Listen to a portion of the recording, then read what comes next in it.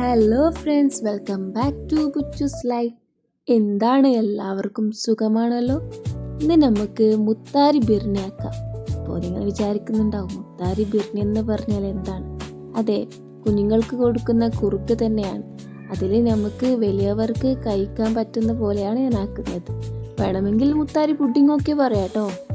അപ്പോൾ നമുക്ക് മുത്താരി നൈസായി അരയ്ക്കണം, നല്ല അരിയണം കേട്ടോ. അതിലേക്ക് കുറച്ച് വെള്ളം ആഡ് ചെയ്തിട്ട് അരിക്കാം. പിന്നെ ഒരു അരിപ്പയിലിട്ട് അതിൻ്റെ പാലെടുക്കാം.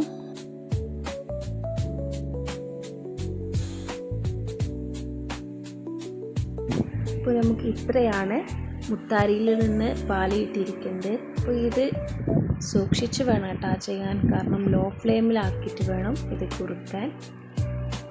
ഇല്ലെങ്കിൽ അത് അടിയിൽ പിടിക്കാനും സാധ്യതയുണ്ട്, അതേപോലെ കട്ട പിടിക്കാനും സാധ്യതയുണ്ട്. അപ്പോൾ ഏകദേശം ആവാനായിരിക്കുന്നു.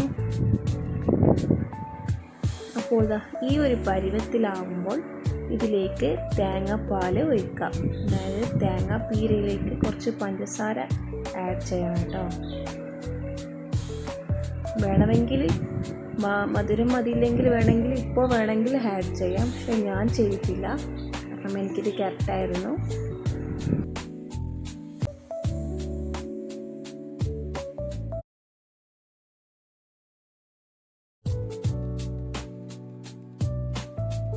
അങ്ങനെ ലോ ഫ്ലെയിമിൽ കുറുക്കിയിട്ട് ഈ ഒരു തിക്ക് കൺസിസ്റ്റൻസി ആവണം. അത്യാവശ്യം ആയിട്ടുണ്ട്. ഇനി ഇത് ഒരു ബബിൾസ് കണ്ടോ, ഇപ്പോൾ റെഡി ആയിട്ടുണ്ട്. ഇങ്ങനെ ഒരു ബബിൾസ് വരുമ്പോൾ ഇങ്ങനെ ഒരു പൊട്ടിത്തെറിക്കാമെന്നില്ലേ, ആ ഒരു പൊട്ടിത്തെറിക്കുമ്പോഴാണ് ഇത് ആയി നമുക്കറിയാം. ഇത് നമുക്ക് സേവ് ചെയ്യാം. നമുക്ക് ചൂടോടെ വേണമെങ്കിൽ ഇത് കഴിക്കാം കേട്ടോ, പക്ഷേ കൂടുതൽ ടേസ്റ്റ് ഇത് തണുപ്പിലാണ്, കോൾഡായി കഴിക്കലാണ് കൂടുതൽ ടേസ്റ്റ്. അങ്ങനെ നമുക്ക് ഫ്രിഡ്ജിൽ വെക്കാം. അപ്പോൾ ഇതാ റെഡി ആയിട്ടുണ്ട്. ഇത് തണുത്തതിന് ശേഷമാണ് ഇത് എടുക്കുന്നത്. ഇത് കുറച്ച് നേരം തണുത്തതേ ഉള്ളൂ, പക്ഷെ കറക്റ്റ് പരുവത്തിൽ വന്നിട്ടുണ്ട്. അപ്പോൾ എല്ലാവരും ട്രൈ ചെയ്യണേ, നല്ല ടേസ്റ്റാണ്.